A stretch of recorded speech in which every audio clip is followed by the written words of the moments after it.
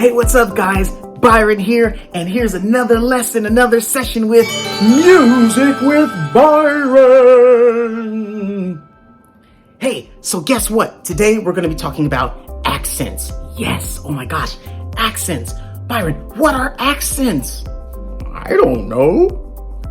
Yeah, I know, right? So today we're going to be talking about accents, and I'm going to show you exactly what accents are and why they're so important in music. Accents in music, right? In music, an accent is a marking on a musical score that indicates how the musician should sing or play that particular note, right? In context to the larger phrase. Just like in English language, we use bold-faced letters, we use italics, we use underline to emphasize the language. In music, we do the exact same thing, right? We do the exact same thing by showing how, putting marks on the notes to show how they should be sung or played, particularly as it relates to all the other notes around it. All the other notes around it. All the other notes around it.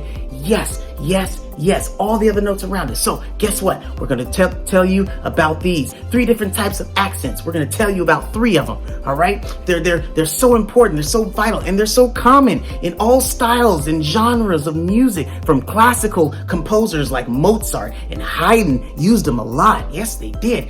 Or even to jazz music like Duke Ellington or Count Basie. These are very instrumental people who use these accents to emphasize the music and to make the music sound better. So let me introduce you to 3 different types of music accents. All right, so the first one we're going to talk about Danny Dynamic. Come on, Danny, show us what you got, Danny. Danny, we see you, buddy. We see you. All right, Danny Dynamic, he's really interesting because guess what? Danny Dynamic, he is an accent. He indicates that a single note should be louder or stronger than all the other notes around it, all right? Sometimes it's called a stress note. Sometimes it's called a sforzando, right? Which means with strong force.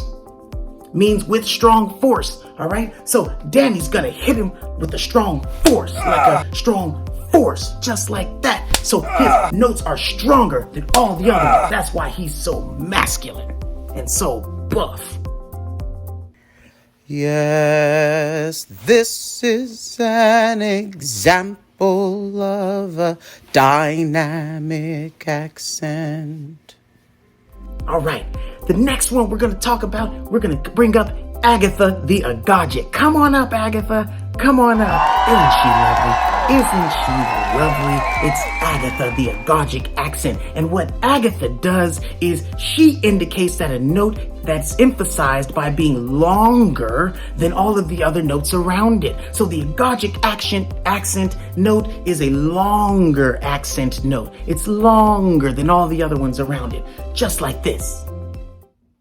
This is an example of an Agagic accent.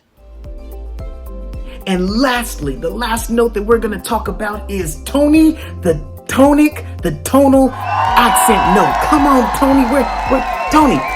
Can you hear us way down here, Tony? Can you hear us? Yeah? Oh, okay. Good. Tony can hear us. He's so tall. Tony is extremely tall. But the reason why Tony's tall, because his accent note occurs when it stands out because it's higher in pitch. His note is way up there than all of the other notes around it. So that's why Tony is so tall. You sure you can hear us, Tony? Can you hear us? Yeah? Oh, okay. All right. He can hear us. Tony can hear us. All right. So that's why Tony is so tall, because his pitch, his notes are way higher than all of the other notes around him. So that's why he's so tall.